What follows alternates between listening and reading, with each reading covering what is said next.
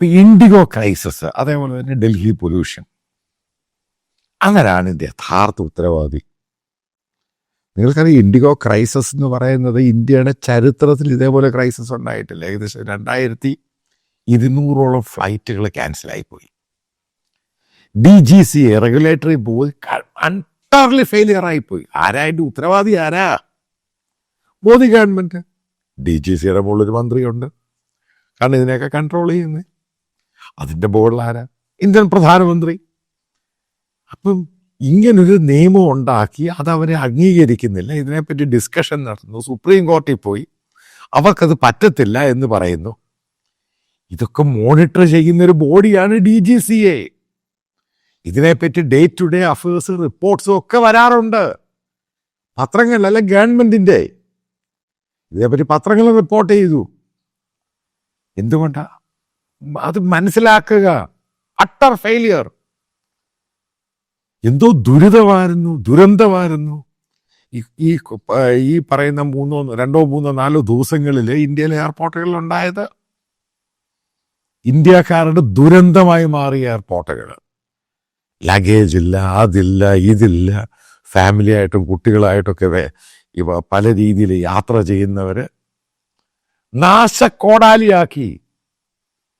എന്നിട്ട് അതിന് ഉത്തരവാദിയായ മന്ത്രി എന്തുകൊണ്ട് രാജിവെക്കുന്നില്ല?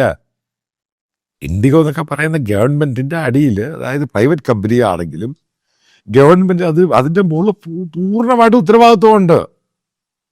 അങ്ങനെയാണ് ഇത് പ്രവർത്തിക്കുന്നത്. അതാണ് DGCA എന്ന് പറയുന്ന സംഭവം. എന്തുകൊണ്ടത് ചെയ്യാൻ പറ്റാഞ്ഞേ? അത് ഉറപ്പായിട്ടും ഇൻഡിഗോ എന്ന് പറഞ്ഞ എയർലൈൻസ്, അതായത് InterGlobe aviation company, India government complete ആയിട്ട് ഹോസ്റ്റേജ് ബ്ലാക്ക് മെയിൽ ചെയ്ത് കളഞ്ഞു, തകർത്ത് കളഞ്ഞു. ആരാ അതിൻ്റെ ഉത്തരവാദി? അനുഭവിച്ചാരാ? സാധാരണക്കാരൻ.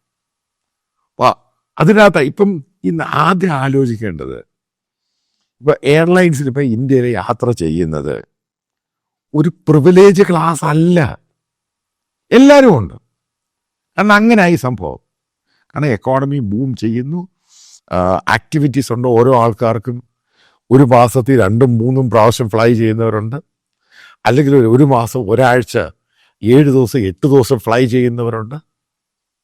ഇങ്ങനെയൊക്കെയാണ് സംഭവങ്ങൾ. അതുമായി ബന്ധപ്പെട്ട ഹോട്ടൽ ബുക്കിങ്, ടാക്സി ബുക്കിങ്, അതിൻ്റെ ഒരു മാർക്കറ്റുണ്ട്. അത് മുഴുവനും കോളമാക്കി. എന്നിട്ട് ഇവർ പറയുന്ന വർത്താനം കേൾക്കുക. ആരാ ഉത്തരവാദി? ആരാണ് അക്കൗണ്ടബിള്? ഇന്ദിരാഗാന്ധിയാണോ അതോ നെഹ്റു ആണോ? അതായത് ഇവരൊരു ഫോക്കസ്ഡ് അല്ലാതായിപ്പോയി. നിങ്ങൾ മനസ്സിലാക്കേണ്ട ഒരു പ്രധാനപ്പെട്ട പോയിന്റ് ഉണ്ട്. ലോകത്തിലെ 3ാമത്തെ ഏറ്റവും വലിയ ഏവിയേഷൻസ് ഉള്ള രാജ്യമാണ് ഇന്ത്യ, അമേരിക്കയും ചൈനയും കഴിഞ്ഞ്. നമുക്ക് എത്ര എയർപോർട്ടുണ്ട്? അതായത് ഒരു ഒരു ഇൻഡിഗോ എന്ന് പറഞ്ഞ് ഏറ്റവും ഡിസിപ്ലിൻ ആയിട്ട് നല്ല ട്രാക്ക് റെക്കോർഡുള്ള ഒരു കമ്പനിയാണ്. ആ കമ്പനി ഇതിനെ ഇത്രമാത്രം വലുതാക്കുകയും, അതിനൊക്കെ ഗവൺമെന്റിന്റെ സ്വാധീനമുണ്ട്. അവർക്ക് മാർക്കറ്റ് ഷെയർ ഉണ്ട്. ഇത് അവരും എയർ ഇന്ത്യയോട് ചേർത്ത് ഏകദേശം 95% ആണ് മാർക്കറ്റ് ഷെയർ. ആരാ ഇത് വളർത്തിയെടുത്തത്? ഗവൺമെന്റ്. മറ്റുള്ള പല കമ്പനികൾ, അതായത് ഗോ എയർ, സ്പൈസ് ജെറ്റ്, മറ്റുള്ള പല കമ്പനികൾ, ജെറ്റ്, ഇതൊന്നും പൊളിയാൻ ഗവൺമെന്റ് സമ്മതിച്ചു കൊടുക്കരുത്. എത്രയായിരുന്നു ഗോ എയറിന്റെ ബാങ്ക്രപ്റ്റ് എത്രയായിരുന്നു അവർക്ക്? ഏകദേശം 6500 കോടി രൂപ. ആ ഒരു സന്ദർഭത്തിൽ അവർ റിപ്പോർട്ട് ഗവൺമെന്റ് അവരെ പാപ്പരാക്കണം എന്ന് പറഞ്ഞ് ഫയൽ ചെയ്ത സമയത്ത് ഗവൺമെന്റ് അടിയന്തരമായി ഇടപെട്ടിട്ട് ഗവൺമെന്റ് ഇഷ്ടം പോലെ പല പ്രൈവറ്റ് ആൾക്കാരെ കൊണ്ടത് വാങ്ങിപ്പിച്ചത് ഓപ്പറേറ്റ് ചെയ്യാൻ പറ്റും. ഗവൺമെന്റ് സഹായം ചെയ്തു കൊടുക്കണം. ജെറ്റ് എയർവേസ് വാങ്ങാൻ ആൾക്കാർ തയ്യാറായിരുന്നു. ആ സമയത്ത് ഇഷ്ടം പോലെ സംഭവങ്ങൾ കയറി വന്നു. വിജയമാലി ഇന്നും അത് നടത്തിയിട്ട് അവിടെ ജയിലിൽ കിടക്കുക. ഈ ഇൻഡിഗോ എന്ന് പറയുന്നത് ഗവൺമെന്റിൻ്റെ എടുത്തിരിക്കുന്ന ലോൺ എന്ന് പറയുന്നത്, ബാങ്കുകളിൽ നിന്ന് എടുത്തിരിക്കുന്നത് 76,000 കോടി രൂപയാണ്. അത് മേടിച്ചിട്ടാണ് ലീസിനും അതൊക്കെ ഫ്ലൈറ്റ് മേടിച്ച് ഓപ്പറേഷൻ നടത്തുന്നത്. അവർക്ക് ഏകദേശം ഇപ്പോഴത്തെ പുതിയ ഗവൺമെൻറ്റിൻ്റെ റെഗുലേഷൻ അനുസരിച്ച് 2500 പൈലറ്റ്സുമാരെ വേണം, ഏകദേശം 1000 പൈലറ്റുമാർക്ക് ഷോർട്ടേജ് അവർക്ക്. പിന്നെ ഈ ബിസിനസ്സിൻ്റെ കാര്യം പറയാം, ഇത് നഷ്ടമായി സംഭവം. ചെറിയ മാർജിനേ ഉള്ളൂ. സ്പൈസ് ജെറ്റ്, അജയ് സിംഗ്, കാരണം പലയിടത്തും പോയി അവസാനമായിട്ട് വന്നു, അതും ഏതാണ്ട് പൂട്ടിക്കെട്ടി. എന്തുകൊണ്ടാണ് ഗവൺമെൻറ് ഇങ്ങനെയുള്ള കമ്പനികളെ മോണിറ്റർ ചെയ്തിട്ട് ഇത് അടയ്ക്കരുത്, അതിനൊരു വഴി ഉണ്ടാക്കി കൊടുക്കുന്ന ഈ അനാവശ്യമായുള്ള ടാക്സും അതും ഇതുമൊക്കെ അങ്ങോട്ട് കുറയ്ക്കണം. കാരണം എല്ലാവർക്കും ഇത് അനുകൂലമാണ്. ആ രീതിയിൽ കൊണ്ടുപോകേണ്ട ഒരു ബിസിനസ്, ഒരു ഏവിയേഷൻ ഇൻഡസ്ട്രിയാണ് ഇന്ത്യയിലെ. അതിൽ ഏറ്റവും ജൂനിയർ ആയിട്ടുള്ളൊരു കുരങ്ങനെ കൊണ്ടവിടെ ഇരുത്തി TDPയുടെ ഇതും വെച്ചുകൊണ്ട്. ആരാണ് എക്സാക്റ്റ് ആയിട്ട് അനുഭവിച്ചത്? ഗവൺമെൻറ്.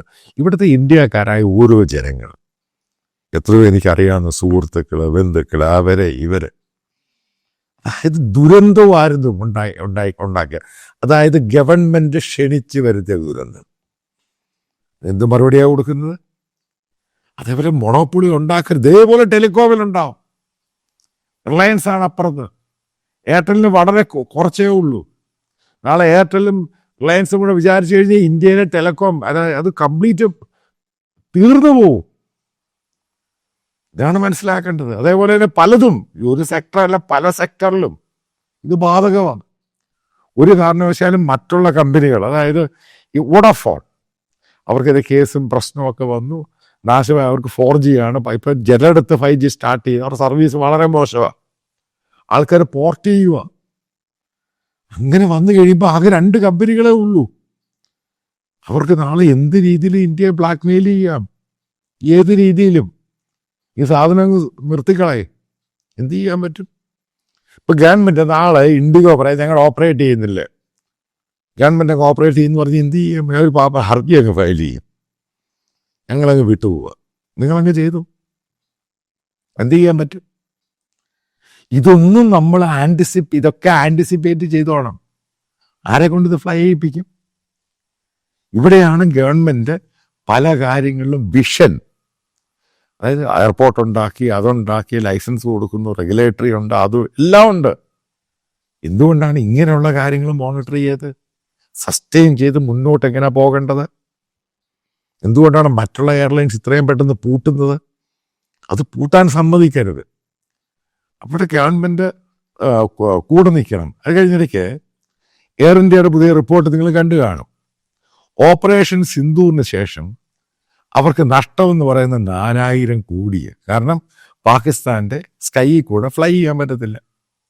അത് ഇന്ത്യൻ എയർലൈൻസ്, ഇന്ത്യൻ ഏവിയേഷൻ കമ്പനികൾക്ക് മാത്രമേ ഉള്ളൂ ആ ബാൻ. അത് എമിറേറ്റ്സിനും ഇത്തിഹാദിനും ഖത്തറിനും ലുഫ്താൻസയ്ക്കും മറ്റുള്ള എയർലൈൻസിനൊക്കെ പാകിസ്ഥാനിന് മേളിൽ കൂടെ ഫ്ലൈ ചെയ്യാം. ഇന്ത്യൻ കമ്പനിക്ക് ഫ്ലൈ ചെയ്യാൻ പറ്റത്തില്ല. അപ്പം നിങ്ങൾ മനസ്സിലാക്കണം, ഡൽഹിയിൽ നിന്ന് ദുബായിലോ ഖത്തറിലോ ഷാർജയിലോട്ടോ പോകുന്ന ഫ്ലൈറ്റിന് ആ ഒരു ഫ്ലൈ ചെയ്യുമ്പോൾ, കാരണം ഇങ്ങനെ കറങ്ങിപ്പോകുന്നതിൻ്റെ നഷ്ടം എന്ന് പറയുന്നത് 1.5 ലക്ഷം മുതൽ 2.5 ലക്ഷം രൂപയാണ് ഒരു പ്രാവശ്യം പോകുമ്പോൾ. പിന്നെ വലിയ വൈഡ് ബോഡി ഫ്ലൈറ്റ്, അതിൻ്റെ കണക്കുകളൊക്കെ പുറത്ത് വരുന്നുണ്ട്. അവർക്ക്, അപ്പോൾ UK അതേപോലെ US മറ്റിടത്തും അവർക്ക് 5 മുതൽ 8 ലക്ഷം രൂപയാണ് ഒരു പ്രാവശ്യം ഫ്ലൈ ചെയ്യുമ്പോൾ നഷ്ടം.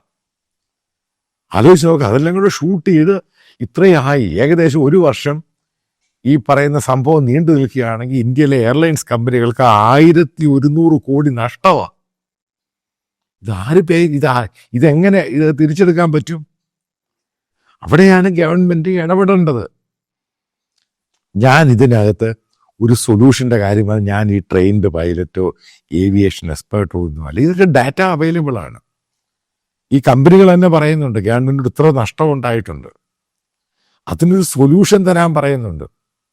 കാരണം അവർക്ക് സമയമില്ല. കാരണം ഇവരുടെ ടിക്കറ്റുകൾ മറ്റുള്ള എയർലൈൻസിനേക്കാളും കൂടുതലാണ്. കാരണം ഇത്രമാത്രം ഫ്യൂവൽ കൺസംഷൻ ഉണ്ടാവുന്നുണ്ട്. ഇവർക്ക് സമയം എടുക്കുന്നുണ്ട്. ഇപ്പം ദുബായ് ഖത്തർ ആണെങ്കിൽ 40 മുതൽ 60 മിനിറ്റ് ഇവർക്ക് എക്സ്ട്രാ വേണം. കാരണം ഇങ്ങനെ കറങ്ങിയേ പോകാൻ പറ്റത്തുള്ളൂ. ഇതൊക്കെയാണ് പ്രശ്നം. ഇതൊക്കെ പറയുമ്പോൾ അവനെ ഒരു ആൻറ്റി ഇന്ത്യൻ എന്നല്ല പറയേണ്ടത്. പറയുന്നതിൻ്റെ അത് പല കാര്യങ്ങളുണ്ട്. കഴിഞ്ഞ 3 ദിവസം കൊണ്ട് മോദിയെ സ്തുതിച്ച പല ചാനലും ലെഫ്റ്റ് ആൻഡ് റൈറ്റ് അടിച്ചല്ലോ, തിരിച്ച് ശരിക്കും പറഞ്ഞല്ലോ. എന്താ കാര്യം? കാരണം ഇത് ഗവൺമെൻറ് ചെയ്യേണ്ട സംഭവമാണ്, ഗവൺമെൻറ് ചെയ്തില്ല. ഇതാണ് അതിൻ്റെ കാര്യം. ഇനി പൊല്യൂഷൻ്റെ കാര്യമൊക്കെ ഞാൻ ഡൽഹിക്കാരനെ, ഡൽഹി താമസിക്കുന്ന, അതാ എന്തോ പൊല്യൂഷൻ്റെ ഈ സംഭവത്തിന് പ്രധാന കാരണം ഗവൺമെന്റിന് അറിയത്തില്ല എന്ന് പറയാൻ പറ്റുമോ? ഇല്ല. കഴിഞ്ഞ 15-20 വർഷം കൊണ്ട് ഈ സംഭവം, ഈ വിന്ററിലുള്ള സംഭവമാണ്. നിങ്ങൾ ഡൽഹിയുടെ തെരുവിൽ കൂടെ നിങ്ങളൊരു 10 മിനിറ്റ് നടന്നു നോക്കുക, നിങ്ങളുടെ കണ്ണിൽ കൂടെ വെള്ളം വരും, മൂക്കിൻ്റെ അകത്തൂടെ വെള്ളം സ്നീസ് കയറി അടിക്കും, തളർച്ച പോലെ ആകും. പിന്നെ വീട്ടിൽ വന്ന് വാട്ടറിലും അത്, കാരണം ഇനി അസുഖമുള്ളവരുടെ സ്ഥിതി അധോഗതി.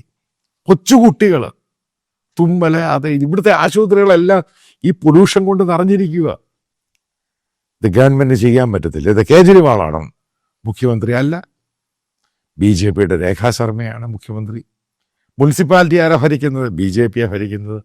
കേന്ദ്രം ആരാ ഭരിക്കുന്നത്? BJP ഭരിക്കുന്നത്. ഹരിയാന ആരാ ഭരിക്കുന്നത്? BJP ഭരിക്കുന്നത്. പഞ്ചാബ് ഇപ്രാവശ്യം ഈ പഴയ പോലെ ഈ കച്ചിയും ആ സംഭവം കത്തിച്ചുമില്ല, കാരണം ഗവൺമെന്റ് സ്ട്രിക്റ്റ് ആയി. എന്നാലും അവിടെ ഇവിടെ കത്തിച്ചേ ഉള്ളൂ. എന്താ കാര്യം? അതായത് ഗവൺമെന്റിന് ഇതൊന്നും ചെയ്യാൻ താല്പര്യമില്ല. നീ വലിക്കുകയോ വലിക്കാതിരിക്കുകയോ, ശ്വസിക്കുകയോ ശ്വസിക്കാതിരിക്കുകയോ, ചാവുകയോ ചാവാതിരിക്കുകയോ. സ്വസ്ഥമായ വായുവും കുടിക്കാനുള്ള വായു അത് കൊടുക്കാൻ പോലും എങ്ങനെ പ്രോപ്പറായിട്ട് കൊടുക്കണമെന്ന് പോലും അവർക്കും ഈ ഗവൺമെന്റിന് മനസ്സിലായിട്ടില്ല. അതല്ലേ കാര്യം. എല്ലാ പ്രാവശ്യവും കേജ്രിവാളിനെ തെറി വിളിക്കുന്നത്, മറ്റുള്ളവരെ തെറി വിളിക്കും. ഇപ്രാവശ്യം ആരെയും തെറി വിളിക്കാനില്ലേ. ഡൽഹിയുടെ സ്ഥിതിയാണ് ഞാൻ ഈ പറയുന്നത്. അത് കാരണം എത്രയോ ആൾക്കാർ ഡൽഹിയിലെ ഈ വിന്ററിൽ വരുന്ന സംഭവങ്ങൾ ക്യാൻസൽ ചെയ്തു. കാരണം ഈ ലോകത്തിലെ ഏറ്റവും കൂടുതൽ പൊല്യൂട്ടഡായ സിറ്റി ഡൽഹിയായി മാറി, ഇറാനേക്കാളും മേളിലായി. ഇതാ ഉണ്ടാക്കിയെടുത്തത്. ഇതാണ് ബേസിക്കലി ഞാൻ പറഞ്ഞത്, ചില കാര്യങ്ങളിൽ 100% ഡീറെയിൽ ചെയ്യുക. ഒരു മനുഷ്യനെ ഒരു സിറ്റിയിൽ, അതായത് പ്രധാനപ്പെട്ട ക്യാപിറ്റൽ സിറ്റിയിൽ ഇത്രയും പൊല്യൂട്ടഡ് ആയിട്ടുള്ള സിറ്റിയാക്കി മാറ്റി. ഇതൊക്കെ നേരത്തെ കൺട്രോൾ ചെയ്ത് കൊണ്ടുപോകേണ്ടതാണ്. പല മാർഗങ്ങളും പല ഓപ്ഷൻസും ഉണ്ട്. ഒരു തെളിവ് ഞാൻ പറയാം, 2 കാര്യങ്ങൾ പറയാം. 2 അകത്ത് ഈ ഏവിയേഷൻ DGCയുടെ പോളിസിയുടെ സുപ്രീം കോടതിയുടെയാണ്. അവരാണ് പറഞ്ഞത് നടപ്പിലാക്കാൻ പറഞ്ഞു. ഡിസംബറോടുകൂടി നടപ്പിലാക്കാൻ, 2 വർഷം മുമ്പുള്ള സംഭവം നടപ്പിലാക്കാൻ പറഞ്ഞു. എന്തുകൊണ്ട് ഗവൺമെന്റ് മോണിറ്റർ ചെയ്തില്ല നടപ്പിലാക്കണം? ഇവരെ നടപ്പിലാക്കുന്നോ ഇല്ലെന്ന് ഗവൺമെന്റ് മോണിറ്റർ ചെയ്യാൻ പറ്റിയില്ല. അതേപോലെ തന്നെ സുപ്രീം കോർട്ട് പറഞ്ഞാലേ പൊല്യൂഷൻ നിയന്ത്രിക്കണം, പടക്കം പൊട്ടിക്കരുത്. കഴിഞ്ഞ ഈ ദീപാവലിക്ക് ഇതേപോലെ പടക്കം വെറുതെ അങ്ങ് പൊട്ടിച്ചു കൊടുത്തു. എന്നിട്ട് സംഘപരിവാറിൻ്റെ ആൾക്കാരൊക്കെ സോഷ്യൽ മീഡിയ പറഞ്ഞു പടക്കം പൊട്ടിച്ചു കഴിഞ്ഞാൽ മരിച്ചുപോയ ആത്മാക്കൾ അത് കണ്ട് രസിക്കും. ഇന്ന് സുപ്രീം കോർട്ട് പറഞ്ഞാൽ പോലും വിലയില്ല. ഗവൺമെന്റ് ഒരു കേസും എടുത്തില്ല, ഒന്നും എടുത്തില്ല. ആൾക്കാർക്ക് പടക്കം പൊട്ടിച്ച് ആൾക്കാർ പൊല്യൂട്ടഡ് ആക്കി, അതാക്കി ഇതാക്കി, ഇത്രയേ ഉള്ളൂ. അപ്പോൾ ഒരു രാജ്യം എന്ന് പറഞ്ഞ ബനാന റിപ്പബ്ലിക് അല്ലേ. പല റെഗുലേറ്ററി ബോഡിയുണ്ട്, അപ്പെക്സ് കോർട്ടുകളുണ്ട്, ജുഡീഷ്യൽ ബോഡികളുണ്ട്. ഇവർ പല നിർദ്ദേശങ്ങളും ഓർഡർ പോലും ഇവിടെ നടപ്പിലാക്കാൻ പറ്റുന്നില്ല. ആ സമയത്ത് നിങ്ങൾ എന്ത് അമൃതകാല വർഷത്തെ ഭരണത്തെ പറ്റിയാണ് പറയുന്നത്? തെറ്റുകൾ തിരുത്താൻ പഠിക്കണം. തിരുത്തി കഴിഞ്ഞാൽ മാത്രമേ മുന്നോട്ട് പോകാൻ പറ്റത്തുള്ളൂ. പഴയ സംഭവം നെഹ്റുവും ഇന്ദിരാഗാന്ധിയും അല്ല തെറി വിളിക്കുന്നത്. കഴിഞ്ഞ 11 വർഷം കൊണ്ട് ഭരണത്തിലാണ് ഇന്ത്യയിൽ അധികം സ്റ്റേറ്റുകളിൽ.